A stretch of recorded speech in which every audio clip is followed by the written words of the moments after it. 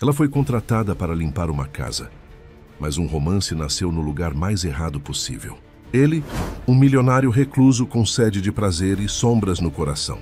Mas a mansão escondia segredos que poderiam destruí-los. Se esta história te interessou, não se esqueça de se inscrever no nosso canal. E diga-nos de que cidade você nos está vendo, continuando. Clara tinha 22 anos e uma alma antiga. Desde criança, aprendera a silenciar seus desejos para sobreviver nas ruas estreitas de Ouro Preto, onde cresceu entre as sombras das igrejas barrocas e o peso de segredos não ditos. Criada por uma avó amarga que falava pouco e rezava muito. Crescera entre cartas escondidas, fotos rasgadas e um nome que nunca devia ser pronunciado. Sua mãe, Rosalie, falecida em circunstâncias não explicadas quando Clara tinha apenas 2 anos. Única pista que possuía era um chaveiro de prata com as iniciais RM e uma frase gravada no verso: "A verdade repousa onde o tempo parou." Era uma herança de dor e um convite silencioso ao desconhecido. Durante anos, Clara imaginara 1000 histórias sobre aquelas palavras, mas nunca teve coragem de investigar. Até que a necessidade bateu à sua porta como um oficial de justiça. Aos 22 anos, órfã há 3 meses e com dívidas que cresciam como erva daninha, Clara precisava de trabalho, qualquer trabalho. Foi quando soube da vaga de governanta na Fazenda Santarém, uma propriedade isolada na Serra de Mantiqueira, conhecida na região por seu silêncio opressor e pelos segredos que se recusavam a morrer. O atual proprietário, Vitório Santarém, era uma figura envolta em mistério. 39 anos, herdeiro de uma das fortunas mais antigas do estado de Minas Gerais, construída sobre café, mineração e tragédias familiares. Ausente da vida social mineira há quase uma década, era marcado por um escândalo que o exilara emocionalmente do mundo. Sua noiva, Isabela, desaparecera na noite do baile de noivado em 2015, e ele nunca mais voltou a ser o mesmo. A viagem de ônibus até a fazenda durou 6 horas, serpenteando por estradas de terra que pareciam levar Clara para longe de tudo que conhecia. Quando finalmente avistou a casa grande no alto da colina, sentiu um arrepio que não conseguiu explicar. A construção colonial, com suas paredes brancas e janelas azuis, deveria ser acolhedora. Mas havia algo perturbador na forma como as sombras dançavam entre as varandas, como se a própria arquitetura guardasse segredos. Dona Conceição, a caseira que vivia ali há décadas, a recebeu com um sorriso forçado e advertências sussurradas. "Menina, esse lugar tem suas regras. Não ultrapasse certos cômodos, não faça perguntas sobre o passado e, principalmente, não olhe nos olhos do patrão por tempo demais. Ele não é como os outros homens." Clara assentiu, mas por dentro sentia uma curiosidade ardente. Havia algo quebrado naquele lugar que combinava com o que também havia de partido dentro dela. E foi nessa fissura silenciosa que ela começou a sentir que não chegara ali por acaso. Vitório apareceu na primeira noite, descendo a escada de madeira escura como uma aparição. Clara estava organizando os livros da biblioteca quando o viu, pela primeira vez. Não sentiu medo, sentiu vertigem. Ele surgiu no batente da porta, com o rosto meio oculto pelas sombras, como um homem esculpido pelo próprio luto. Alto, ombros largos, cabelos negros ligeiramente desalinhados e olhos da cor do café torrado. Mas não era tristeza o que exalava dele. Era fúria contida, desejo bruto, um apetite por algo que nem ele sabia nomear. Vitório não acreditava no amor. Dizia que era uma invenção frágil para corações fracos. Suas relações eram breves, intensas e descartáveis. Ele vivia em guerra com o passado, e o presente era apenas o campo de batalha onde tentava sufocar a dor. "Você deve ser a nova governanta", disse ele com uma voz rouca que fez Clara sentir um calor estranho no estômago. "Dona Conceição me falou sobre você." "Sim, senhor." "Clara." "Vitório. E não me chame de senhor. Tenho idade para ser seu irmão mais velho, não seu avô." O primeiro encontro durou apenas alguns minutos, mas foi suficiente para Clara perceber que havia algo magnético nele, e perigoso. Vitório a observou como se estivesse tentando decifrá-la, seus olhos percorrendo o rosto dela com uma intensidade que a fez corar. Espero que você dure mais que as outras, disse ele, antes de desaparecer pelos corredores escuros da casa. Clara ficou sozinha na biblioteca, com o coração batendo acelerado e uma sensação estranha de que sua vida acabara de tomar um rumo completamente diferente. O chaveiro de prata em seu bolso pareceu esquentar, como se estivesse reagindo à presença daquele homem misterioso. Naquela primeira noite, Clara mal conseguiu dormir. O quarto que lhe foi designado ficava na ala oeste da casa, um cômodo simples, mas confortável, com uma janela que dava para os cafezais que se estendiam montanha abaixo. A luz da lua cheia entrava pelas cortinas de algodão cru, criando desenhos fantasmagóricos nas paredes caiadas de branco. Ela segurou o chaveiro de prata entre os dedos, observando as iniciais RM brilharem no escuro. A verdade repousa onde o tempo parou. O que sua mãe queria dizer com isso? E por que sentia que aquela frase tinha alguma conexão com o lugar onde agora se encontrava? Na manhã seguinte, Dona Conceição lhe mostrou a rotina da casa. A fazenda era imensa, com mais de 20 cômodos na casa principal, além das dependências dos funcionários, estábulos e a antiga senzala transformada em museu particular. Clara aprendeu que Vitório passava a maior parte do tempo trancado no escritório, ou cavalgando sozinho pelas trilhas da propriedade. Raramente recebia visitas, e quando isso acontecia, eram sempre relacionadas aos negócios. Ele não é mau. Homem, disse Dona Conceição enquanto preparavam o almoço. Mas carregar tanta dor sozinho muda uma pessoa. Desde que a menina Isabela sumiu, ele virou outro. Antes era alegre, recebia os amigos, fazia festas. Agora vive como fantasma na própria casa. Clara sentiu uma pontada de curiosidade sobre Isabela, mas não ousou perguntar mais. Em vez disso, dedicou-se a conhecer cada canto da casa. A biblioteca era seu lugar favorito, com suas estantes de madeira de lei que iam do chão ao teto, repletas de clássicos da literatura brasileira e internacional. Foi lá que teve seu segundo encontro com Vitório. Ela estava subida em uma escada, organizando os livros por ordem alfabética, quando sentiu uma presença atrás de si. Virou-se e o viu parado na entrada, observando-a com aquela intensidade perturbadora. Gosta de ler? Perguntou ele, aproximando-se. Sim, senhor, digo Vitório, sempre gostei. Que tipo de história prefere? Clara desceu da escada, sentindo o nervosismo crescer. Vitório estava mais próximo agora, e ela pôde sentir o cheiro de sua colônia misturada com o aroma de café e algo mais selvagem, talvez o cheiro da mata que grudar na pele de quem cavalga ao ar livre.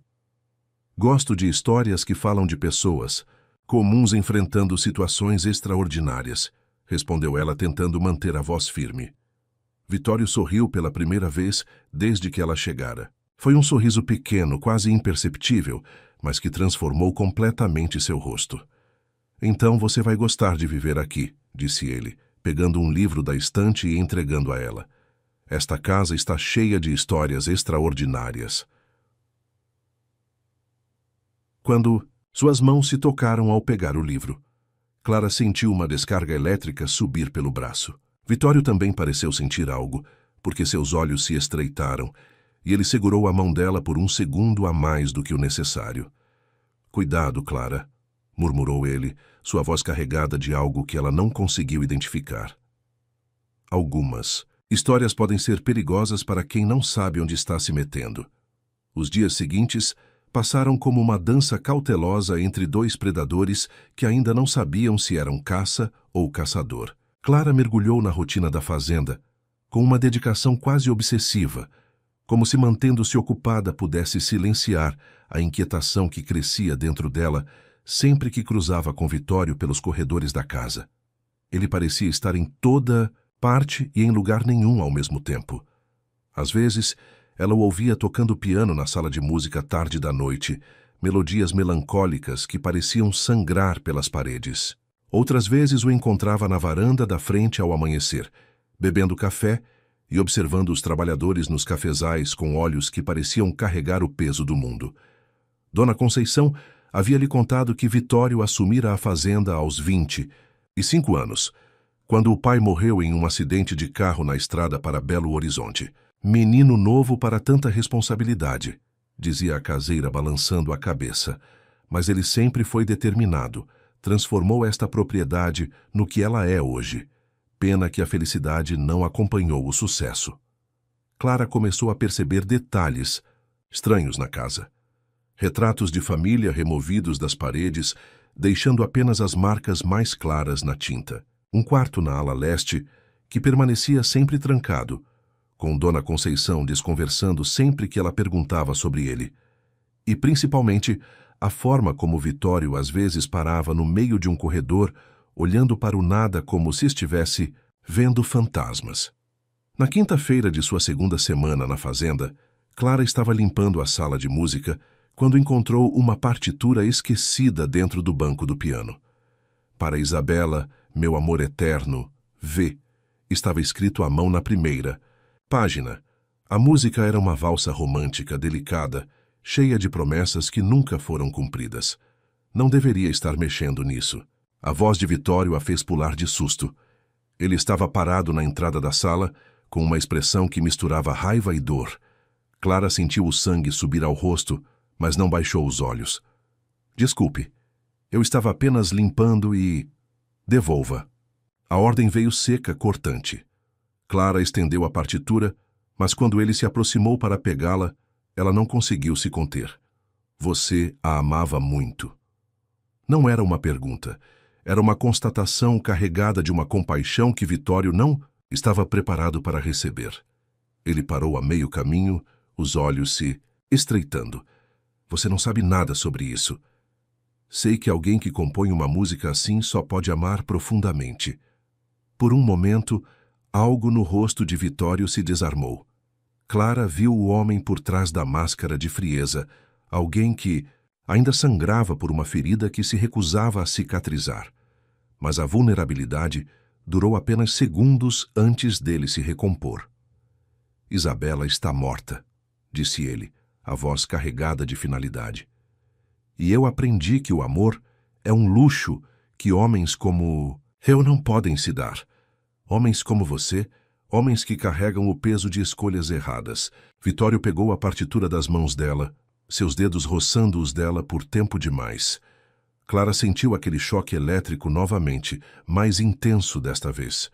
Vitório também sentiu, porque sua respiração ficou mais pesada e seus olhos desceram para os lábios dela. Você deveria ficar longe de mim, Clara, murmurou ele, mas não se afastou. Eu não sou um homem bom.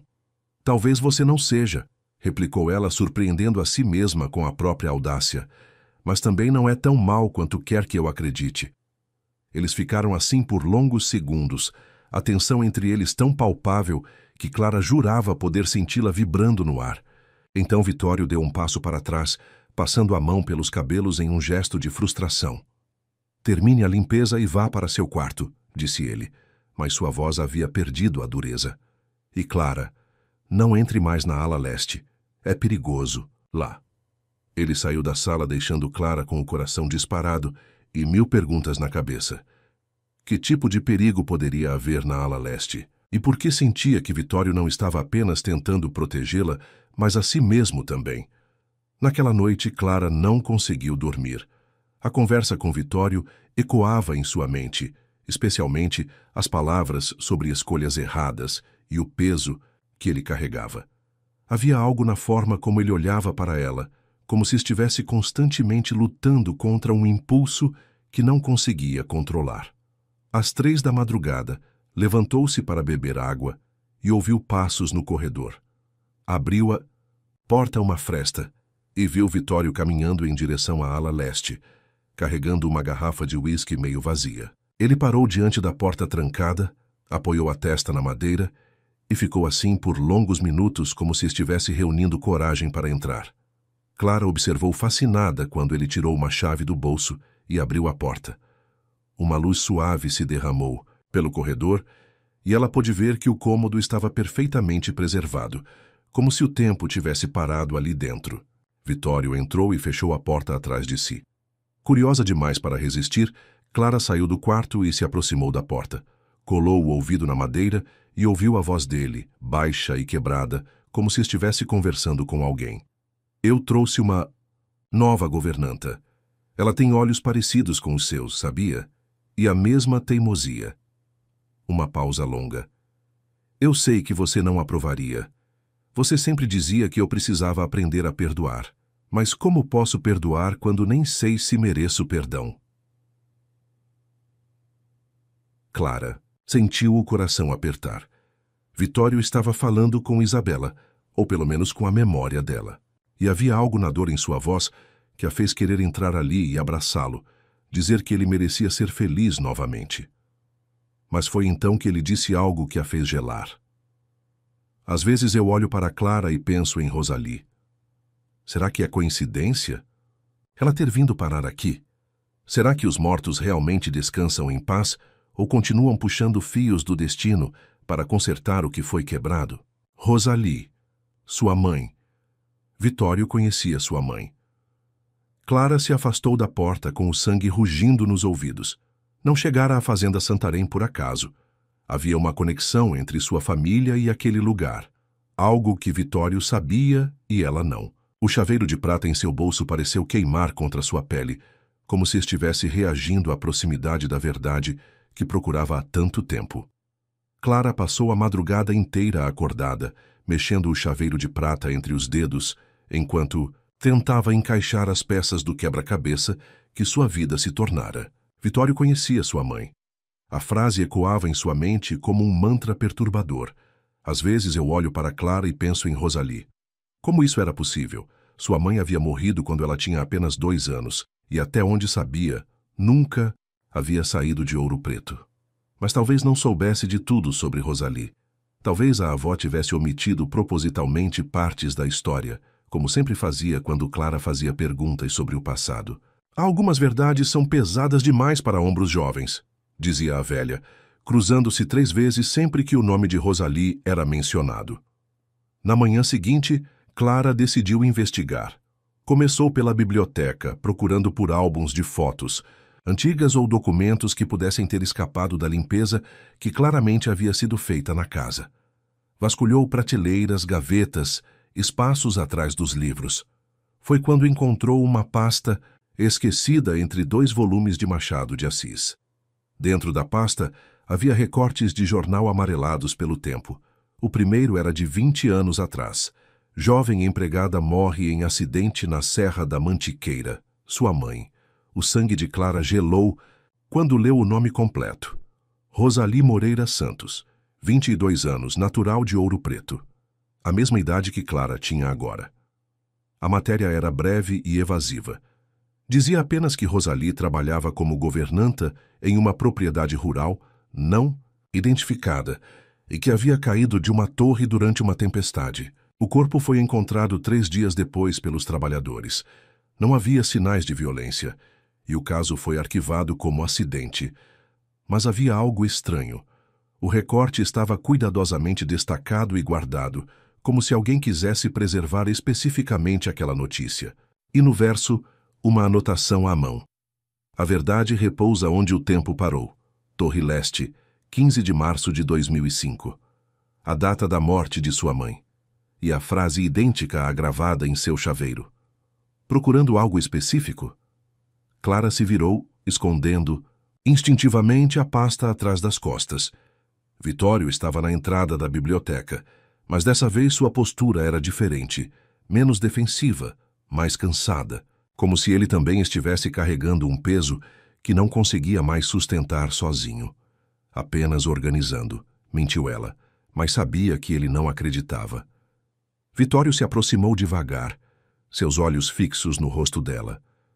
Você tem os mesmos olhos que ela tinha, a mesma teimosia também. Clara sentiu o ar faltar em seus pulmões. Você conhecia minha mãe. Não era uma pergunta. Vitório suspirou, passando a mão pelos cabelos em um gesto que Clara já aprendera a reconhecer como sinal de que ele estava lutando consigo mesmo.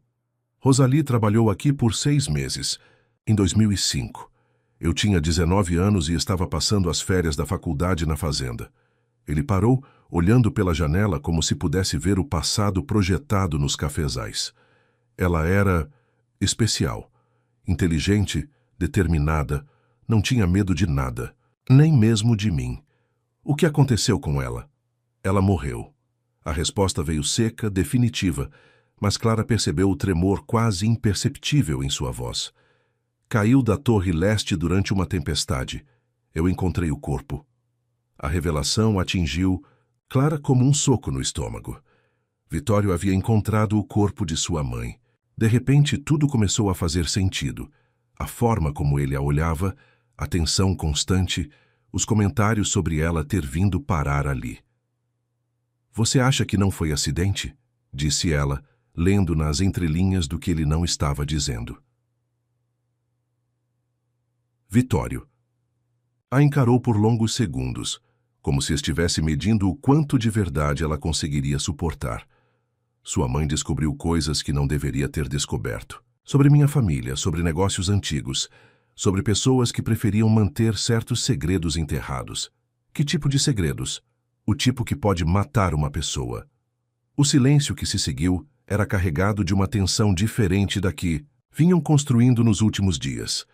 Desta vez não era desejo sexual ou atração proibida. Era medo, cumplicidade e a consciência de que Clara estava caminhando no mesmo terreno perigoso que havia custado a vida de sua mãe. É por isso que você me contratou. Ela continuou, conectando os pontos.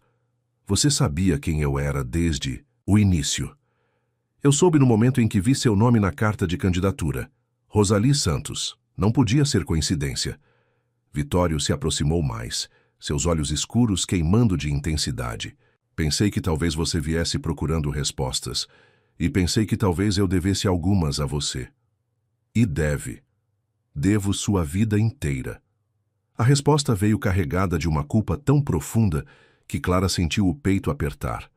Vitório carregava a responsabilidade pela morte de sua mãe como um fardo pessoal, e agora ela estava ali, uma lembrança viva do que ele não conseguira proteger. Não foi sua culpa, disse ela, instintivamente, estendendo a mão para tocar o braço dele. O toque foi como uma faísca em pólvora seca.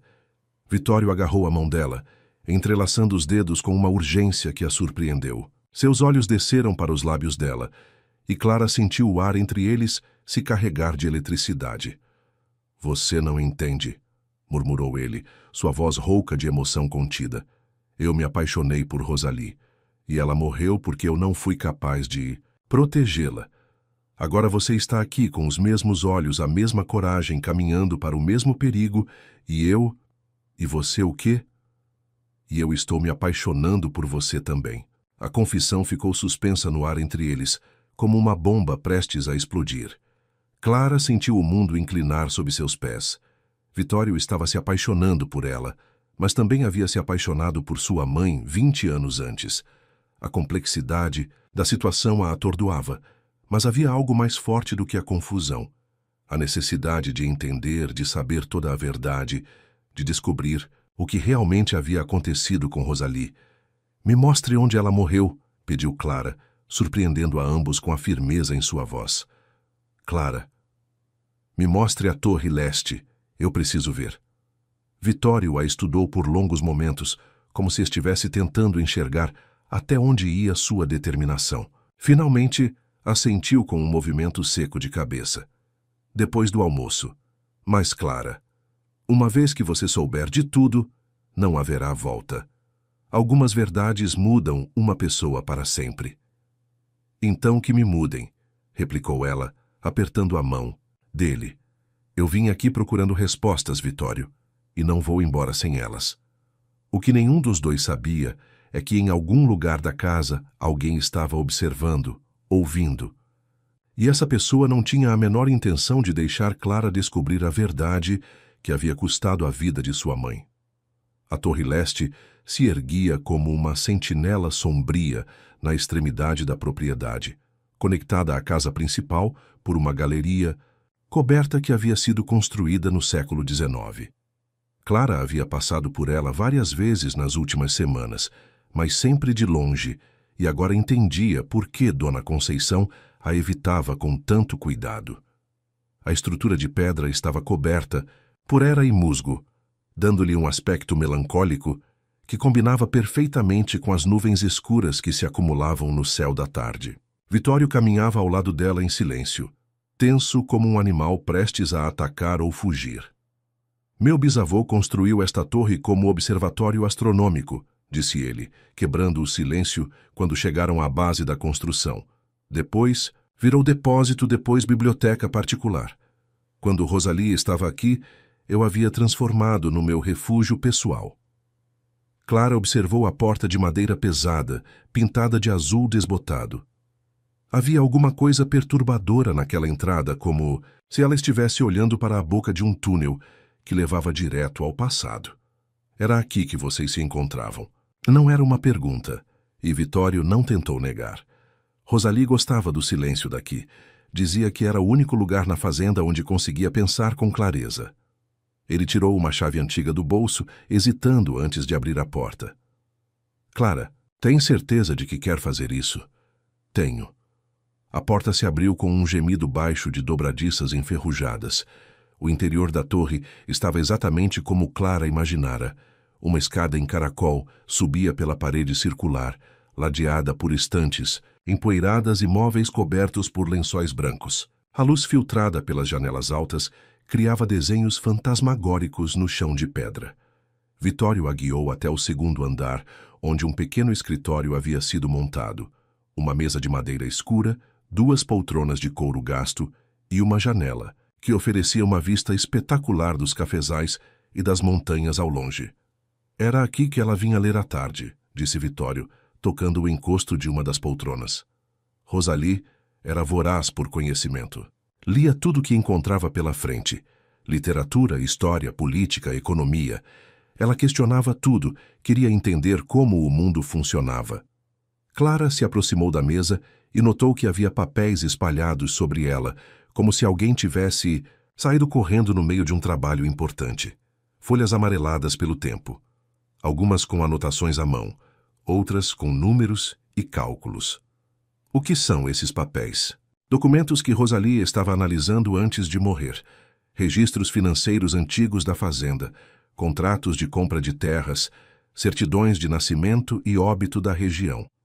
Vitório se aproximou, sua voz ficando mais grave. Ela havia descoberto irregularidades nos registros, terras que foram compradas por valores muito abaixo do mercado, mortes suspeitas de pequenos proprietários que se recusavam a vender, documentos falsificados. Clara sentiu um frio na espinha. Sua família estava roubando terras? Meu avô e meu bisavô construíram este império usando métodos que não suportariam uma investigação séria. Suborno, intimidação e, quando necessário, ele parou, incapaz de terminar a frase.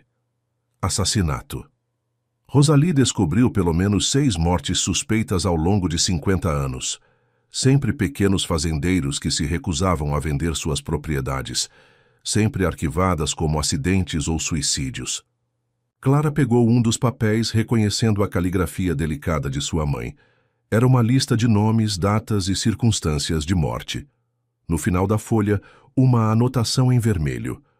Preciso confrontar Miguel Santarém. Ele é a chave para tudo. Miguel era meu pai, disse Vitório lendo por cima do ombro dela. Rosalie marcou um encontro com ele na noite em que morreu. Disse que tinha evidências suficientes para destruir nossa família e que ia entregá-las à polícia se ele não confessasse tudo e compensasse as famílias das vítimas. E você sabia disso? Não na época. Eu era apenas um garoto apaixonado que acreditava que minha família tinha construído sua fortuna com trabalho honesto. Vitório se afastou caminhando até a janela. Só descobri a verdade anos depois, quando meu pai estava morrendo e confessou tudo. Rosalie havia morrido porque ele não podia deixá-la expor os crimes da família.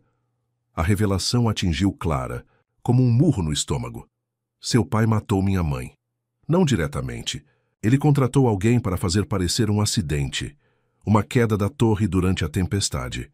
Vitório se virou para encará-la, seus olhos brilhando de lágrimas não derramadas. Eu passei 20 anos carregando essa culpa, Clara. 20 anos, sabendo que a mulher que eu amava morreu por causa do meu sobrenome. Clara sentiu as pernas fraquejarem. Apoiou-se na mesa, tentando processar a enormidade do que acabara de descobrir. Sua mãe não havia morrido em um acidente. Havia sido assassinada. por descobrir a verdade sobre crimes antigos. E Vitório, o homem por quem estava se apaixonando, era filho do homem que ordenara a morte de Rosalie. É por isso que você vive como um fantasma, disse ela, finalmente entendendo. É por isso que não acredita que merece ser feliz. Como posso merecer felicidade quando ela foi construída sobre tanto sangue? Vitório se aproximou estendendo a mão como se quisesse tocá-la, mas não ousando. Clara, eu gastei todos esses anos tentando compensar os crimes da minha família.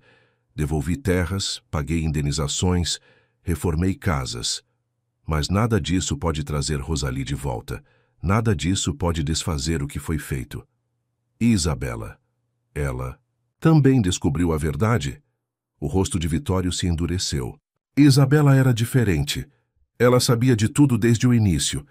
Na verdade, foi ela quem me mostrou os documentos que meu pai havia escondido. Disse que queria me ajudar a limpar o nome da família. Mas descobri que ela tinha outros planos. Isabela queria usar as informações para chantagem, não para justiça.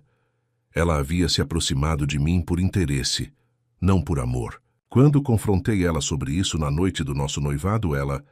Vitório hesitou, como se as palavras fossem veneno em sua boca. Ela disse que ia usar a morte de Rosalie contra mim se eu terminasse nosso relacionamento, que contaria para todos que eu era cúmplice do assassinato. E então ela desapareceu. Fugiu com Lorenzo, meu primo. Levaram dinheiro, documentos importantes e desapareceram na mesma noite. Deixaram cartas falsas insinuando suicídio, mas eu sabia que era encenação. Clara absorveu tudo em silêncio, sentindo como se estivesse montando um quebra-cabeça macabro, onde cada peça revelava uma nova camada de traição e dor. Sua mãe havia morrido tentando fazer justiça. Vitório havia perdido 2 mulheres que amara por causa dos pecados de sua família. E ela estava ali, no centro de tudo isso, sem saber se era vítima ou instrumento de algum tipo de justiça cósmica. Foi quando ouviu passos na escada. Passos lentos, medidos, de alguém que não queria ser ouvido. Vitório também percebeu seu corpo se tensionando como o de um felino. Alguém está subindo, sussurrou Clara.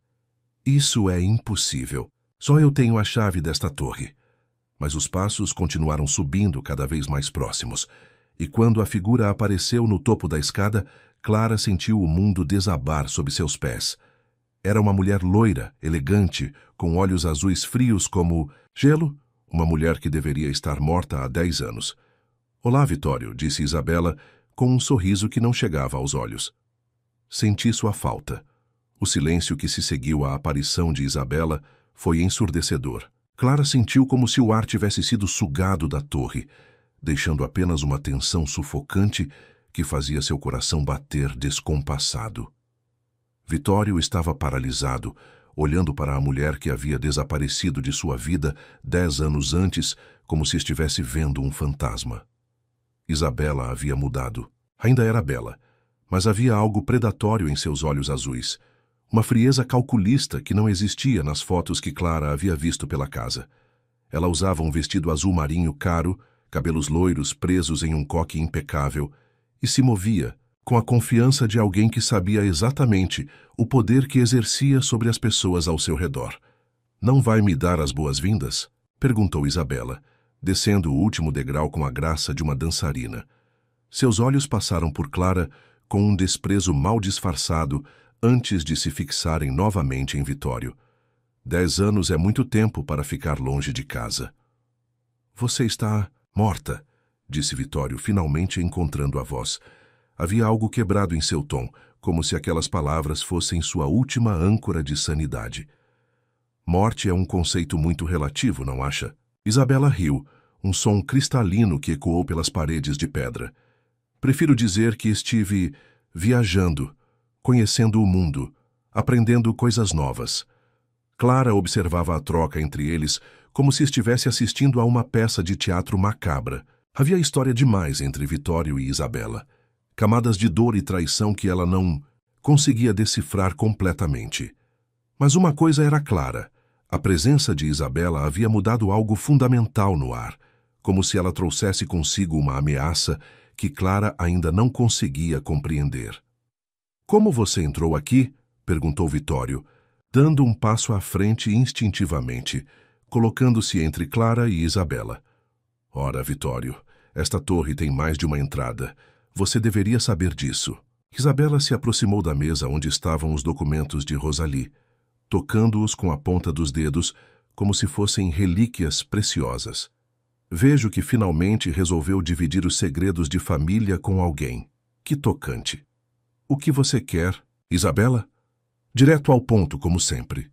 Ela se virou para encará-lo e Clara pôde ver a mudança em sua expressão. A máscara de civilidade escorregou por um segundo, revelando algo muito mais escuro por baixo. Quero o que sempre foi meu, por direito. Quero a fazenda Santarém. Você fugiu com Lorenzo, abandonou tudo. Lorenzo está morto, querido. A frieza com que ela disse isso fez Clara sentir um arrepio.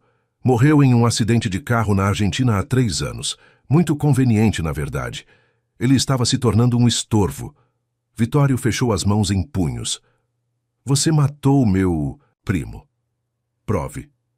Isabela sorriu, mas não havia humor algum naquele sorriso. Lorenzo sempre foi fraco demais para este jogo. Pensava que podíamos viver para sempre fugindo, gastando o dinheiro que levamos. Não entendia que algumas batalhas precisam ser lutadas até o fim. Clara finalmente encontrou sua voz. Que batalha? Isabela se virou para ela pela primeira vez, estudando-a com olhos calculistas. Ah, sim, a filhinha de Rosalie. Devo dizer que a semelhança é impressionante.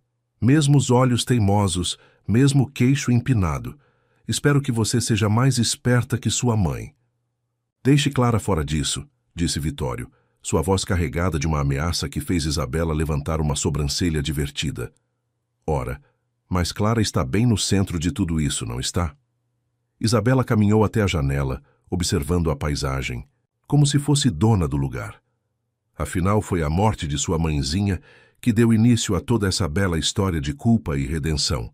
Você realmente achou que conseguiria se livrar do passado sendo bonzinho, Vitório?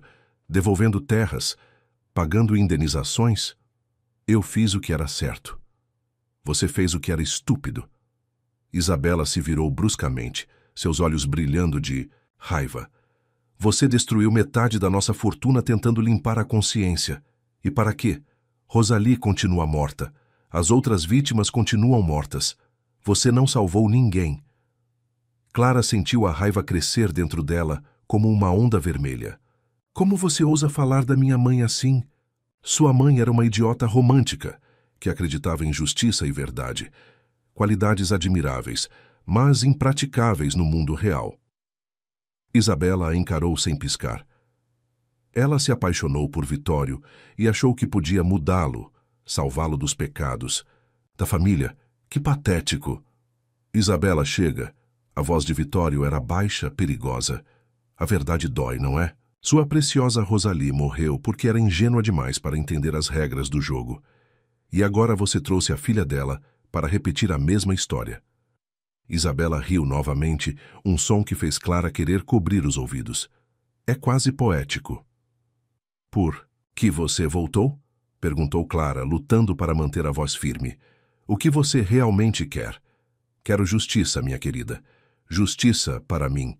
Isabela tirou uma pasta de couro da bolsa que carregava e a jogou sobre a mesa.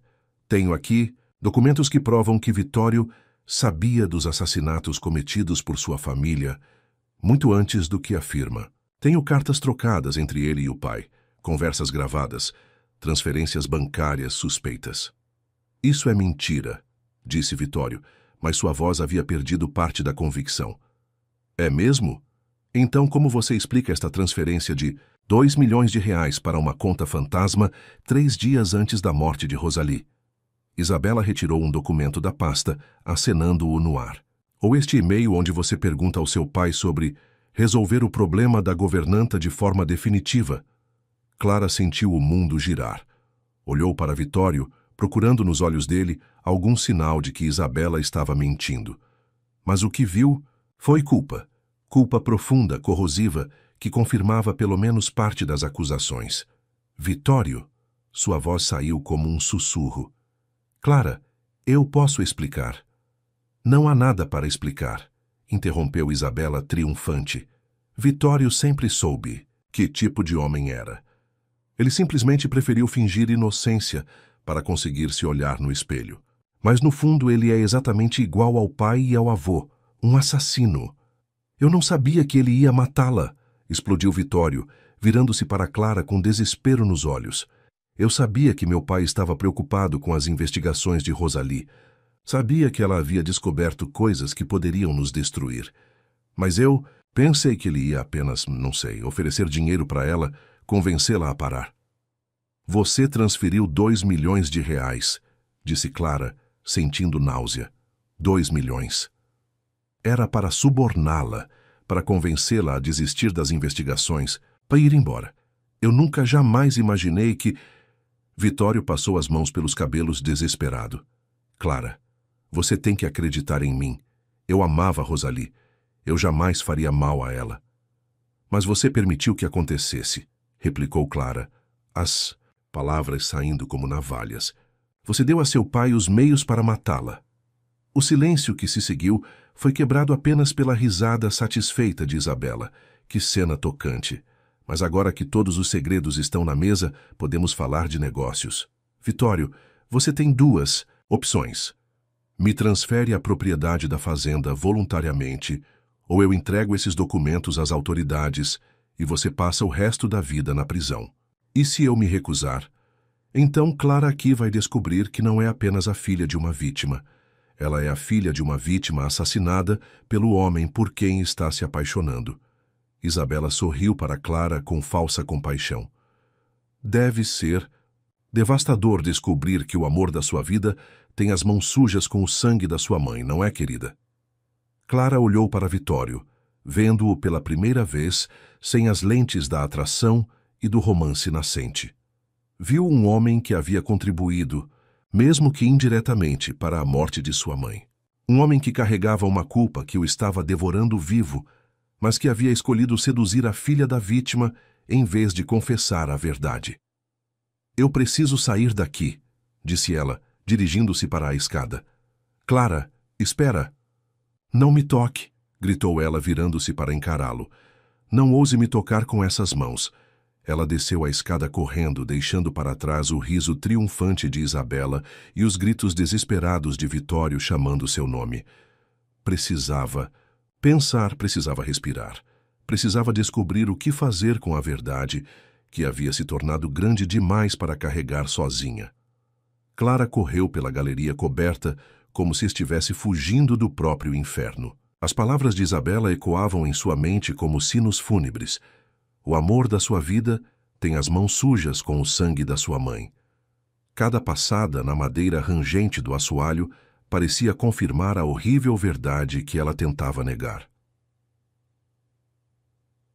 Quando chegou ao quarto, trancou a porta e se deixou escorregar pela parede até sentar no chão. As lágrimas vieram em ondas, 20 anos de dor e abandono, se misturando com a traição recém-descoberta. Vitório não era apenas o filho do homem que matara sua mãe.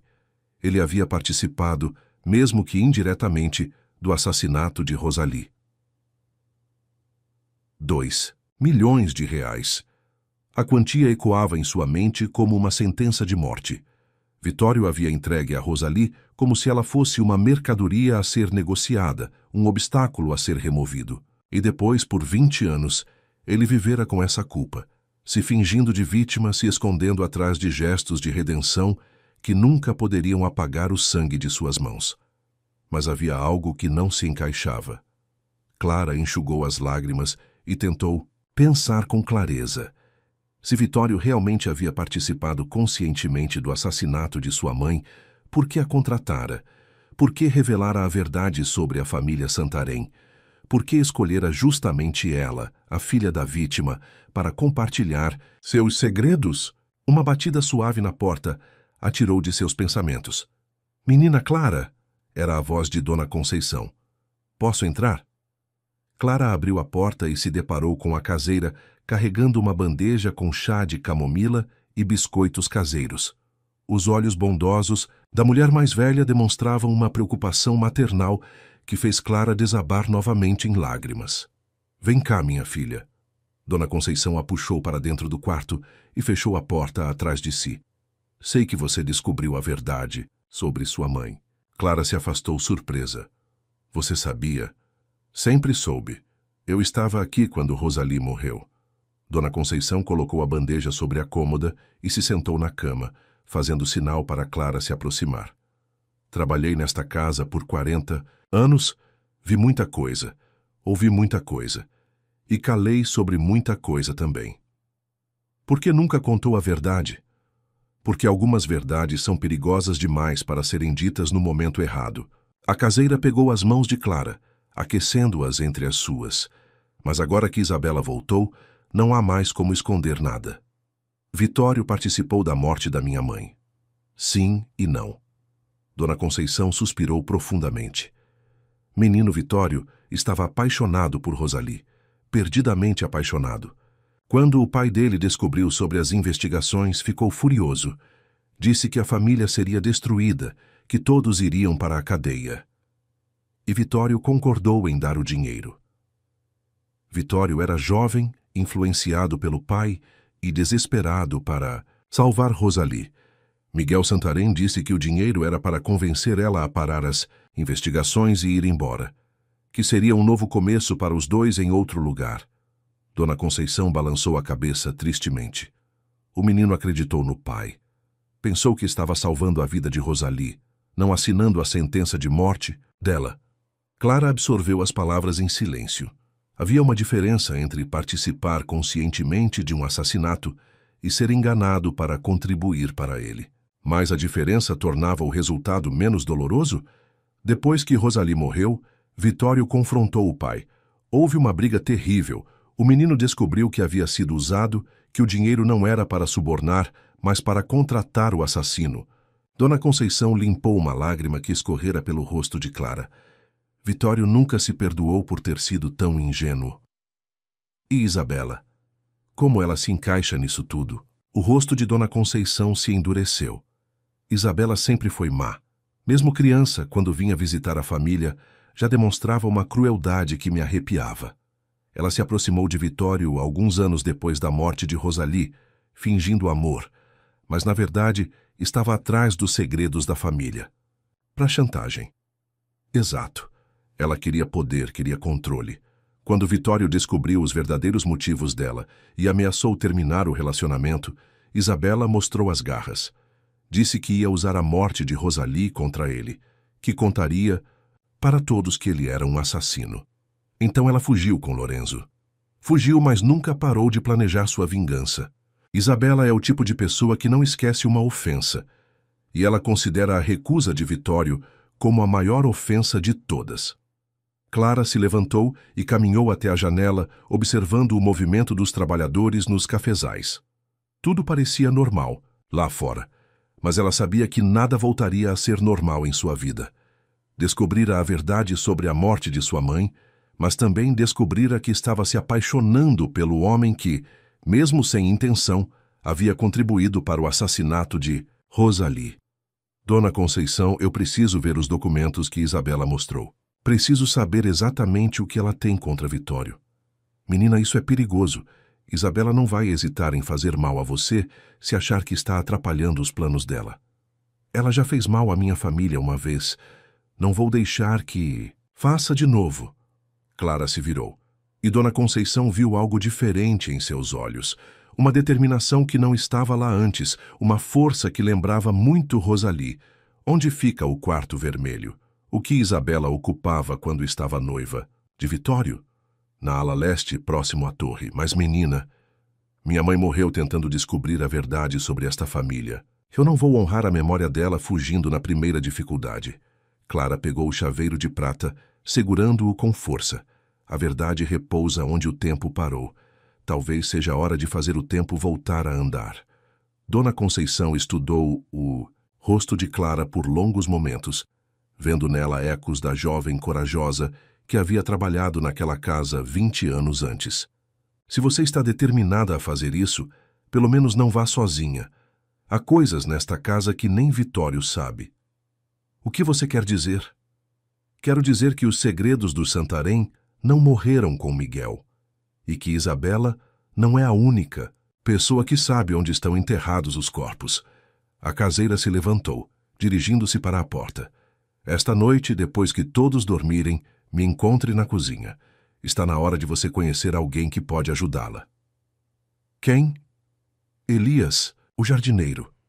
Ele é surdo, mas enxerga melhor que qualquer um nesta propriedade, e ele guardou segredos sobre sua mãe que nem eu conheço.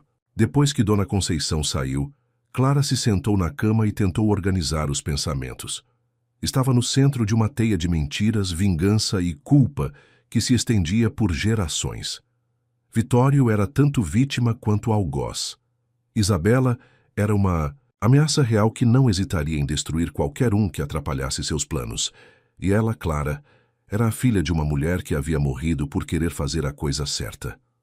A tarde caiu com a promessa de tempestade. Nuvens escuras se acumulavam sobre a serra, trazendo consigo ventos que faziam as janelas da casa baterem como tambores de guerra. Clara observou as primeiras gotas de chuva escorrerem pelo vidro e tomou uma decisão. Não fugiria como Isabela esperava. Não se esconderia como Vitório fazia há 20 anos. Descobriria toda a verdade, por mais dolorosa que fosse, e então decidiria o que fazer com ela. Sua mãe havia sido silenciada por tentar expor os crimes da família Santarém. Mas Clara não seria silenciada. Ela terminaria o que Rosalie havia começado, custasse o que custasse. A tempestade que se aproximava parecia um presságio do que estava por vir, e Clara estava pronta para enfrentar qualquer tempestade, por mais devastadora que fosse. A tempestade chegou com fúria, transformando a noite em um espetáculo de raios e trovões que fazia toda a estrutura da casa grande tremer. Clara esperou até ter certeza de que todos estavam dormindo antes de sair do quarto. Descalça para não fazer barulho no assoalho de madeira. Os corredores estavam mergulhados em uma escuridão que parecia ter vida própria, interrompida apenas pelos clarões dos relâmpagos que entravam pelas janelas. A cozinha ficava na parte mais antiga da casa, um cômodo amplo com fogão a lenha, bancadas de mármore e um aroma permanente de café e especiarias. Dona Conceição estava lá como prometera, acompanhada de um homem pequeno de cabelos grisalhos que Clara reconheceu como Elias, o jardineiro. Ele não ouve, mas lê lábios perfeitamente, explicou Dona Conceição. E tem uma memória que guarda cada detalhe dos últimos 40 anos nesta propriedade. Elias acenou para Clara com um sorriso gentil, seus olhos inteligentes estudando o rosto dela com uma intensidade que a deixou ligeiramente desconfortável. Ele fez alguns gestos com as mãos, e Dona Conceição traduziu. Ele diz que você é a imagem de Rosalie quando ela tinha sua idade, não apenas fisicamente, mas no jeito de carregar a cabeça, na determinação no olhar. Clara se aproximou, de Elias, falando devagar para que ele pudesse ler seus lábios. Você sabia da minha mãe? O jardineiro assentiu vigorosamente. Depois se dirigiu a um armário antigo no canto da cozinha. Removeu algumas tábuas soltas do fundo e retirou uma caixa de madeira envolvida em tecido oleado. Dentro da caixa havia cartas, fotografias e um caderno com capa de couro gasto. Rosalie pediu para ele guardar isso caso algo acontecesse com ela, explicou Dona Conceição enquanto Elias colocava os itens sobre a mesa. Disse que se um dia a filha dela viesse procurar respostas, ele deveria entregar tudo. Clara pegou o caderno com mãos trêmulas. Na primeira página, a caligrafia delicada de sua mãe. Para Clara, minha filha amada, se você está lendo isso, significa que descobriu a verdade sobre minha morte. E significa que é forte o suficiente para fazer o que eu não consegui terminar. As páginas seguintes continham uma investigação meticulosa sobre os crimes da família Santarém. Rosalie havia documentado não apenas as mortes suspeitas de pequenos proprietários, mas também uma rede de corrupção que se estendia por décadas. Subornos a políticos, juízes comprados, evidências plantadas, testemunhas intimidadas. Mas havia algo mais. Na última entrada do caderno, datada do dia anterior à morte de Rosalie, ela havia descoberto uma conexão que mudava tudo. Miguel Santarém não agiu sozinho, leu Clara em voz alta. Ele tinha uma sócia, alguém da família, que o ajudava a orquestrar os crimes e depois a encobri-los. Alguém com acesso aos documentos legais, alguém que conhecia as famílias das vítimas intimamente. Clara virou a página e encontrou um nome que a fez gelar.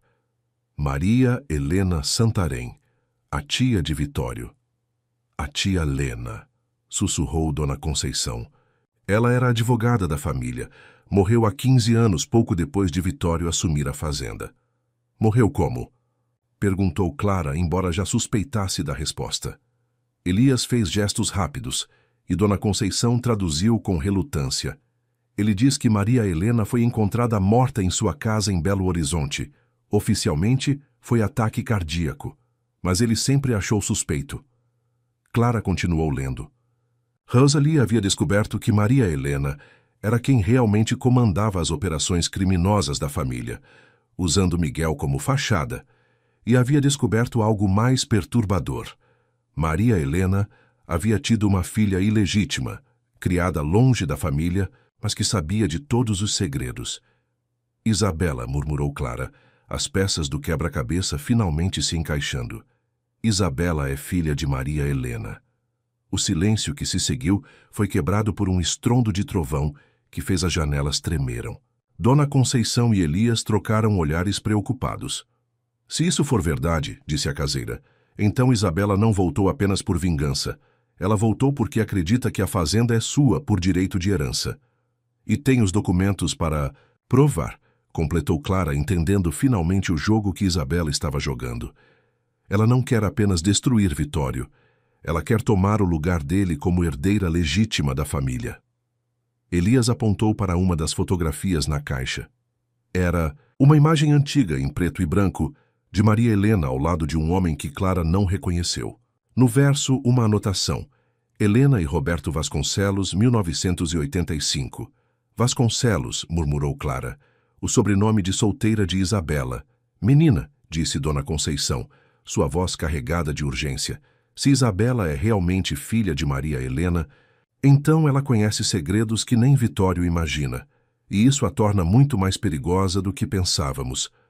Foi quando ouviram passos na varanda dos fundos, passos lentos, medidos, de alguém que tentava não ser ouvido.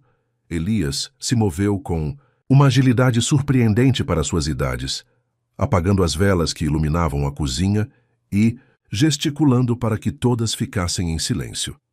A porta dos fundos se abriu devagar, e uma figura encapuzada entrou, balançando a água da chuva. Quando a pessoa baixou o capuz, Clara quase gritou de susto.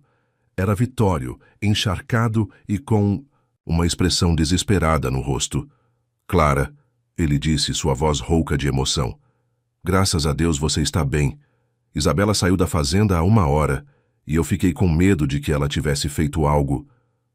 O que você está fazendo aqui? Clara se afastou instintivamente, ainda ferida pelas revelações do dia anterior. Procurando você. Precisamos conversar. Vitório olhou para Dona Conceição e Elias, notando pela primeira vez a caixa aberta sobre a mesa. O que é isso? A verdade sobre sua família, respondeu Clara, erguendo o caderno de Rosalie. Toda a verdade. Vitório se aproximou, seus olhos se arregalando quando reconheceu a caligrafia de Rosalie. Ela fez uma investigação completa. Mais do que isso, ela descobriu que sua tia Maria Helena era a verdadeira chefe das operações criminosas e descobriu que Maria Helena teve uma filha. Clara o encarou diretamente. Isabela é sua prima, Vitório. Aí ela voltou para reclamar a herança que acredita ser dela por direito. O rosto de Vitório empalideceu. Isso é impossível. Tia Lena nunca teve filhos. Teve sim. Uma filha ilegítima que foi criada longe da família. Clara mostrou a fotografia de Maria Helena com Roberto Vasconcelos. Isabela Vasconcelos, sua prima e filha da verdadeiramente criminosa por trás do Santarém. Vitório se deixou cair em uma cadeira, passando as mãos pelos cabelos molhados. Se isso for verdade, então Isabela tem mais direito à herança do que você imagina, completou Clara. E ela tem os documentos para provar não apenas os crimes da família, mas também sua legitimidade como herdeira. Não, disse Vitório, levantando-se abruptamente.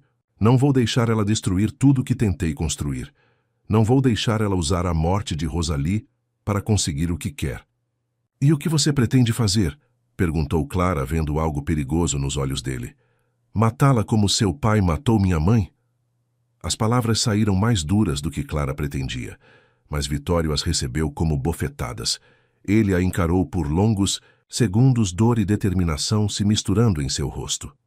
Vou fazer o que deveria ter feito há 20 anos, disse ele, dirigindo-se para a porta. Vou contar toda a verdade para as autoridades, sobre meu pai, sobre minha tia, sobre tudo. Mesmo que isso signifique perder a fazenda e ir para a prisão. Vitório, espere. Clara se levantou, mas ele já estava saindo. Não posso esperar mais, Clara. Já esperei 20 anos para fazer a coisa certa. E se essa for a única forma de proteger você e honrar a memória de Rosalie, então é isso que vou fazer. Ele desapareceu na tempestade, deixando Clara com o coração disparado e a certeza de que estava prestes a perder o homem que amava para a mesma obsessão por justiça que havia matado sua mãe. Clara não pensou 2 vezes antes de correr atrás de Vitório.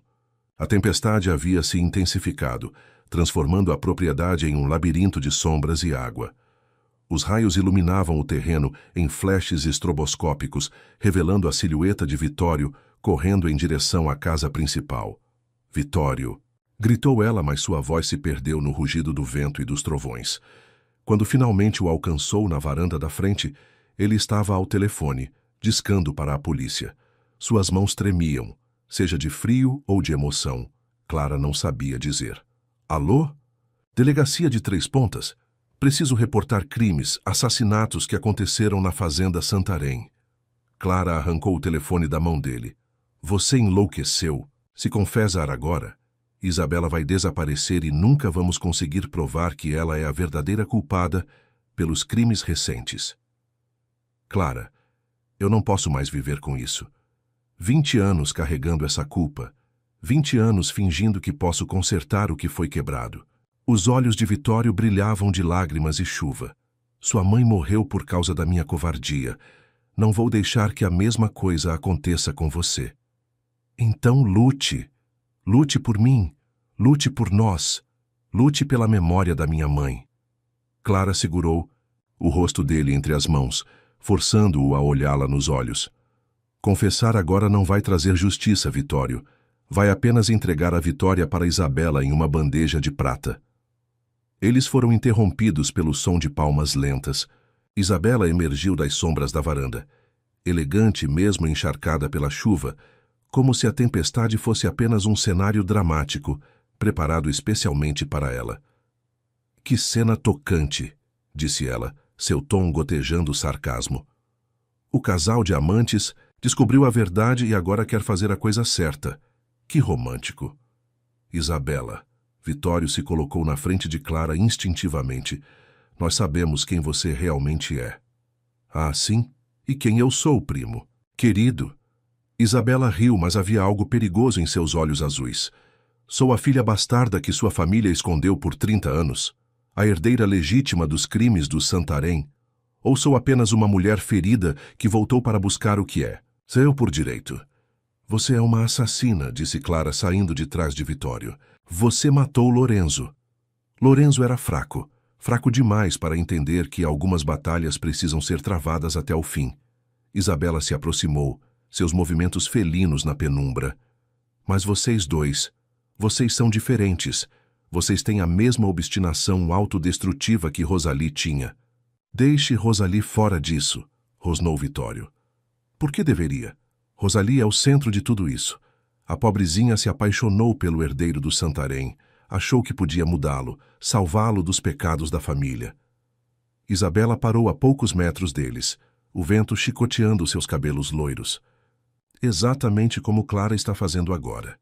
A diferença é que eu não vou morrer calada, replicou Clara, surpreendendo a si mesma com a firmeza em sua voz. E não vou deixar você destruir o que restou de decente nesta família. Decente? Isabela gargalhou. Querida, não há nada de decente na família Santarém. Somos todos assassinos, ladrões e mentirosos.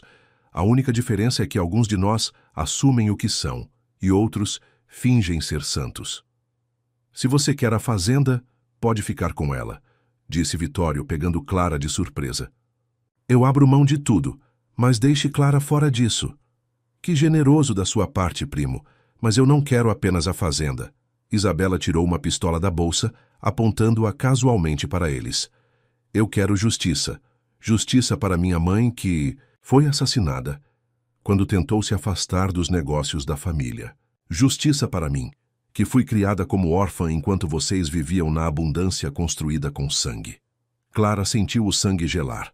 Sua mãe não morreu de ataque cardíaco. Maria Helena descobriu que Miguel estava planejando matá-la para ficar com toda a herança. Ela tentou fugir, levar os documentos que incriminavam a família, começar uma nova vida longe de tudo isso. Os olhos de Isabela se encheram de lágrimas de raiva. Miguel a encontrou antes que ela conseguisse escapar. Envenenou o café dela e forjou o ataque cardíaco. Você era apenas uma criança, disse Vitório, sua voz carregada de horror. Como pode saber de tudo isso? Porque eu estava lá, primo querido. Uma garotinha de 8 anos escondida no armário, assistindo o próprio tio matar minha mãe. Isabela enxugou as lágrimas com o dorso da mão livre, a arma ainda apontada para eles. Passei os últimos 25 anos planejando minha vingança. Primeiro contra Miguel, que morreu antes de eu poder fazer justiça. Depois contra você, que herdou os crimes da família, como se fossem títulos de nobreza. A revelação atingiu Clara como um soco no estômago. Isabela não era apenas uma mulher ambiciosa em busca de riqueza. Era uma criança traumatizada que havia crescido alimentando sede de vingança. E agora tinha o poder de destruir todos eles. O que você quer de nós? Perguntou Clara, tentando ganhar tempo enquanto pensava em uma saída. Quero que vocês sintam a mesma dor que eu senti. Quero que Vitório veja a mulher que ama morrer na frente dele, assim como eu vi minha mãe morrer. Isabela ajustou a mira da arma, e depois quero que ele viva com essa culpa pelo resto da vida. Você não vai conseguir, disse Clara dando um passo à frente, porque eu não sou minha mãe, e não vou morrer sem lutar. Clara não. Vitório tentou segurá-la, mas ela já estava se movendo. O que aconteceu a seguir foi um borrão de movimento e adrenalina. Clara se jogou para o lado no exato momento em que Isabela disparou, o tiro ecoando pela noite tempestuosa. Vitório aproveitou a distração para se lançar sobre Isabela, tentando desarmá-la. Os dois rolaram pelo chão molhado da varanda, lutando pelo controle da arma. Clara se levantou atordoada e viu que Vitório levava desvantagem. Isabela era mais ágil, mais desesperada, alimentada por décadas de raiva acumulada. Foi quando Clara viu o castiçal de bronze na mesa da varanda. Sem hesitar, pegou o objeto e o ergueu sobre a cabeça. Sai de cima dele, gritou ela. Isabela olhou para cima, vendo Clara com o castiçal erguido, e por um segundo sua expressão mudou. Não era mais a mulher fria e calculista que havia aterrorizado todos naquela noite. Era uma criança assustada, perdida em sua própria sede de vingança. Você não entende, disse Isabela, sua voz quebrando. Eles destruíram minha família, destruíram minha vida. Eu não tenho mais nada além dessa vingança. Você tem uma escolha, replicou Clara, sem baixar o castiçal. Pode continuar vivendo no passado, sendo prisioneira da dor que outros causaram, ou pode escolher um futuro diferente. É muito fácil falar isso quando você não perdeu tudo. Eu perdi minha mãe, explodiu Clara. Perdi minha infância, minha família, minha chance de conhecer a mulher que me deu a luz, mas não vou deixar que a dor me transforme em um monstro. Por um momento, o silêncio reinou na varanda, quebrado apenas pelo som da chuva e pelos trovões distantes. Isabela olhava para Clara como se estivesse vendo-a pela primeira vez, reconhecendo nela uma dor que espelhava a sua própria. Foi quando as luzes da delegacia começaram a se aproximar pela estrada de terra. Alguém havia ouvido o tiro e chamado a polícia. Acabou, Isabela, disse Vitório, levantando-se lentamente. Você pode entregar a arma e contar sua versão da história, ou pode resistir e morrer aqui mesmo. A escolha é sua. Isabela olhou para a arma em suas mãos, depois para as luzes que se aproximavam e finalmente para Clara e Vitório. Por um momento, Clara achou que ela fosse atirar novamente. Mas então, Isabela deixou a pistola cair no chão molhado. Talvez seja mesmo hora de parar de correr, murmurou ela, se entregando finalmente ao peso de 3 décadas de dor e solidão. As luzes vermelhas e azuis da viatura da polícia transformaram a noite tempestuosa em um caleidoscópio surreal. 3 policiais saíram do carro, armas em punho, mas baixaram as armas quando viram Isabela sentada no chão da varanda, com as mãos para o alto, completamente derrotada. "Ela está armada?" gritou o delegado, um homem alto de bigode grisalho, que Clara reconheceu da cidade. "A arma está no chão", respondeu Vitório, chutando a pistola para longe. Ela se entregou. O que se seguiu foi um turbilhão de procedimentos policiais. Isabela foi algemada e colocada na viatura, mas não... Antes de olhar uma última vez para Clara e Vitório, havia algo diferente em seus olhos agora. Não mais a frieza calculista, mas uma estranha mistura de alívio e resignação. "Vocês não sabem o que fizeram", disse ela, enquanto era escoltada. "Libertaram-me de uma prisão que eu mesma construí." Delegado, que se apresentou como o Dr. Mendonça, pediu que todos fossem para dentro para prestar depoimento. A sala de estar da Casa Grande se transformou em um improvisado interrogatório, com Dona Conceição servindo café quente enquanto cada um relatava sua versão dos acontecimentos. Clara contou sobre a descoberta do caderno de sua mãe, sobre os crimes da família Santarém, sobre a verdadeira identidade de Isabela. Vitório confirmou tudo, acrescentando detalhes sobre a confissão de seu pai no leito de morte e sobre a tentativa de Isabela de chantagear a família. "E os documentos que ela disse ter?" perguntou o delegado, fazendo anotações. "Estão no Mendes e Noets, quarto vermelho da ala leste", respondeu Vitório. "Mas, delegado, há algo que preciso confessar." Clara olhou para ele, o coração disparando. Vitório estava prestes a se incriminar, mesmo depois de tudo que haviam descoberto sobre Isabela. "Eu tinha conhecimento parcial sobre as atividades criminosas de meu pai. Quando Rosali Santos começou a investigar a família, eu contribuí, financeiramente, para o que acreditava ser um suborno para fazê-la parar." Vitório olhou diretamente para o delegado. "Eu não sabia que o dinheiro seria usado para contratar um assassino, mas minha participação torna-me cúmplice da morte dela." O silêncio que se seguiu foi quebrado apenas pelo som da chuva, que começava a diminuir lá fora. O delegado estudou Vitório por longos segundos antes de responder. "Senhor Santarém, pelo que entendi dos depoimentos, o senhor era menor de idade na época e foi enganado por seu pai sobre as verdadeiras intenções do pagamento. Mas o senhor passou os últimos 20 anos tentando reparar os danos causados por sua família, devolveu terras, pagou indenizações, transformou esta propriedade em um exemplo de responsabilidade social." O delegado fechou o caderno de anotações. "Isso será levado em consideração durante a investigação." Foram mais 2 horas de depoimentos e procedimentos antes da polícia ir embora, levando Isabela e prometendo voltar no dia seguinte para uma investigação mais detalhada. Quando finalmente ficaram sozinhos, Clara e Vitório se encontraram na biblioteca, rodeados pelos livros que haviam testemunhado o início de tudo. "Então", disse Clara, apoiando-se na mesa onde dias antes havia encontrado a partitura dedicada, "a Isabela acabou." "Acabou", repetiu Vitório, mas sua voz carregava uma incerteza que ela reconheceu. "Clara, sobre tudo que você descobriu sobre mim, você era um garoto de 19 anos, apaixonado e influenciado por um pai manipulador." Clara se virou para encará-lo, vendo-o realmente pela primeira vez sem as lentes da raiva ou da paixão. "Cega. Você não é responsável pelos crimes de sua família, Vitório, e passou os últimos 20 anos provando isso. Mas sua mãe... Minha mãe morreu porque escolheu lutar pela verdade. E se ela estivesse aqui agora, tenho certeza que ficaria orgulhosa de ver que você tomou a mesma decisão." Clara se aproximou dele, tocando gentilmente seu rosto. "Minha mãe não gostaria que eu alimentasse ódio. Ela gostaria que eu escolhesse o amor." Vitório fechou os olhos, apoiando a testa na dela.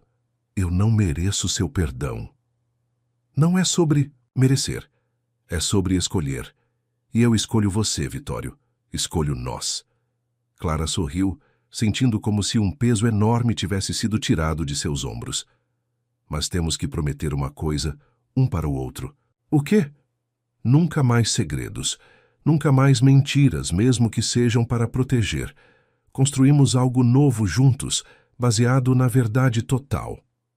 Vitório a puxou para seus braços, abraçando-a como se ela fosse a única coisa sólida em um mundo que havia desabado e se reconstruído em uma única noite. Prometo, murmurou ele contra seus cabelos. E Clara, eu te amo. Não porque você me lembra Rosalie, mas porque você é única. Porque você é forte onde eu sou fraco, corajosa onde eu sou covarde. Eu também te amo, respondeu ela, sentindo a verdade dessas palavras ecoarem em cada célula de seu corpo. Amo o homem que você escolheu se tornar, não apesar do seu passado, mas por causa de como você lidou com ele. Eles ficaram assim por longos minutos, abraçados no silêncio da biblioteca, ouvindo a tempestade se acalmar lá fora. Clara sabia que ainda havia muito a ser resolvido. A investigação policial, o futuro da fazenda, os traumas de ambos que precisariam de tempo para cicatrizar. Mas pela primeira vez desde que chegara à fazenda Santarém, ela sentia paz. Havia encontrado as respostas que procurava sobre sua mãe. Havia descoberto que o amor podia sobreviver até mesmo às verdades mais dolorosas, e havia escolhido construir um futuro ao lado do homem que amava, não apesar de seu passado complicado, mas caminhando junto com ele em direção a algo melhor. O que fazemos agora? Perguntou ela, afastando-se para olhá-lo nos olhos. Agora reconstruímos, disse Vitório, sorrindo pela primeira vez em semanas. Reconstruímos a fazenda, reconstruímos nossa história, reconstruímos nossa família. Mas desta vez, fazemos tudo do jeito certo. Nossa família, se você quiser, se você ficar. A vulnerabilidade em sua voz a comoveu profundamente. Clara, sei que é muito cedo para falar isso, mas quero passar o resto da minha vida compensando os erros do passado, e quero fazer isso ao seu lado. Clara sorriu, sentindo lágrimas de felicidade escorrerem pelo rosto. Então é melhor você se preparar, porque tenho algumas ideias sobre como usar esta propriedade para honrar a memória da minha mãe. Que tipo de ideias? Que tal transformarmos parte da fazenda em um centro de apoio para famílias de vítimas de violência? Um lugar onde pessoas como nós possam encontrar justiça e recomeçar? Clara viu os olhos de Vitório se iluminarem com a ideia. Podemos chamar de Instituto Rosalie Santos. É perfeito, disse ele, pegando suas mãos. É exatamente o que sua mãe gostaria. Lá fora, a tempestade havia passado completamente, dando lugar a um céu estrelado que se refletia nas poças d'água pelo pátio. Era como se a própria natureza estivesse celebrando o fim de uma era de segredos e o início de algo novo e luminoso. Clara olhou pela janela da biblioteca e imaginou que podia sentir a presença de Rosalie ali, finalmente em paz, sabendo que sua filha havia encontrado não apenas a verdade que procurava, mas também o amor que merecia. O chaveiro de prata em seu bolso não queimava mais. Estava morno, acolhedor, como uma bênção final de uma mãe para uma filha que escolhera o perdão em vez da vingança. A verdade repousa onde o tempo parou, murmurou Clara, lembrando-se da frase gravada no chaveiro. E agora o tempo pode voltar a andar, completou Vitório, selando a promessa com um beijo que sabia a novos começos e a amor eterno. 6 meses depois, a fazenda Santarém havia se transformado em algo que nem Clara nem Vitório poderiam ter imaginado naquela noite tempestuosa. O Instituto Rosalie Santos ocupava a ala leste da propriedade, exatamente onde antes ficava o quarto vermelho de Isabela. A Torre Leste, cenário de tanto sofrimento, havia sido convertida em uma biblioteca especializada em direitos humanos e justiça social. Clara caminhava pelos jardins redesenhados por Elias, que havia se tornado uma espécie de guardião silencioso do Instituto. Flores coloridas substituíam os canteiros sombrios de antes, e o som de risadas de crianças ecoava pelo pátio onde agora funcionava uma creche para filhos de mulheres em situação de vulnerabilidade. A primeira turma de formandos está pronta, disse Dona Conceição, aproximando-se com uma pasta nas mãos. A caseira havia se tornado a coordenadora administrativa do instituto, trazendo sua experiência de décadas para ajudar na gestão do projeto. 15 mulheres que conseguiram reconstruir suas vidas, encontrar trabalho, se livrar de relacionamentos abusivos. Clara sorriu, folheando os documentos. Cada história ali representava uma vitória, uma segunda chance, uma vida salva. Minha mãe ficaria orgulhosa, murmurou, tocando o chaveiro de prata que agora usava como colar. E você, está feliz? Perguntou Dona Conceição com o carinho maternal que havia desenvolvido por Clara ao longo dos meses. Mais feliz do que pensei que fosse possível, respondeu Clara honestamente. Era verdade. Os últimos meses haviam sido de muito trabalho, mas também de descobertas maravilhosas. Ela e Vitório haviam construído um relacionamento baseado na transparência total que prometeram naquela noite. Não havia mais segredos entre eles, não. Havia mais sombras do passado para assombrar o presente. O julgamento de Isabela havia acontecido 2 meses antes. Com a ajuda de um bom advogado contratado pelo próprio Vitório, ela conseguira um acordo que a livrou da prisão perpétua. Isabela estava cumprindo pena em regime semiaberto, fazendo terapia e trabalhando em projetos sociais. Clara a visitara, uma vez, e ficara surpresa ao encontrar uma mulher muito diferente daquela que havia aterrorizado a fazenda. Obrigada por não ter me deixado morrer naquela noite, havia dito Isabela durante a visita. Você me deu algo que eu não tinha há décadas, esperança de que é possível recomeçar. Clara ouviu o som de passos conhecidos se aproximando e se virou para ver Vitório caminhando em sua direção. Ele voltava de Belo Horizonte, onde havia passado o dia em reuniões com investidores interessados em apoiar o Instituto. O sorriso no rosto dele dizia tudo o que ela precisava saber sobre o resultado das negociações. Conseguimos o financiamento para expandir o projeto, disse ele, abraçando-a pela cintura. Vamos poder ajudar o dobro de famílias no ano que vem. Sério? Clara se afastou para olhá-lo nos olhos, vendo neles o mesmo entusiasmo que sentia. 3 empresas querem se tornar parceiras permanentes. E tem mais. Vitório sorriu travesso. O governador quer usar nosso modelo como exemplo para outros estados. Podemos ter institutos Rosalie Santos por todo o Brasil. Clara sentiu lágrimas de alegria escorrerem pelo rosto. A ideia de que o nome de sua mãe poderia ajudar milhares de pessoas por todo o país era mais do que ela jamais ousara sonhar. Há algo mais que quero te contar, disse Vitório, e Clara percebeu uma mudança em seu tom. Havia nervosismo ali, mas também uma determinação que ela reconhecia. O que é? Em vez de responder, Vitório se ajoelhou ali mesmo, no meio dos jardins floridos de Elias, tirando uma pequena caixa de veludo do bolso. Clara levou a mão ao peito, o coração disparando. Clara Santos, você chegou à minha vida como uma tempestade que destruiu tudo que era falso e construiu algo verdadeiro em seu lugar. A voz dele estava emocionada, mas firme. Você me ensinou que é possível carregar o passado sem ser prisioneiro dele, que é possível honrar os mortos vivendo com coragem. Clara olhava para ele através das lágrimas, mal conseguindo acreditar no que estava acontecendo. Você quer se casar comigo? Quer construir uma família comigo? Quer dividir comigo a responsabilidade de fazer deste mundo um lugar melhor?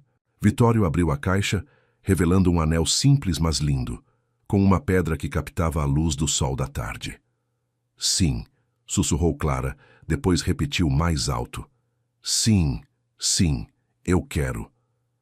Vitório se levantou e a beijou como se fosse a primeira vez, como se fosse a última vez, como se cada beijo selasse uma promessa de amor eterno. Ao redor deles, Dona Conceição batia palmas emocionada. Elias sorria de orelha a orelha, e as crianças da creche gritavam de alegria, mesmo sem entender exatamente o que estava acontecendo. Tenho uma condição, disse Clara quando finalmente se separaram. Qualquer uma. Quero que nos casemos aqui, na fazenda, na varanda onde quase perdemos tudo, onde escolhemos lutar por nós.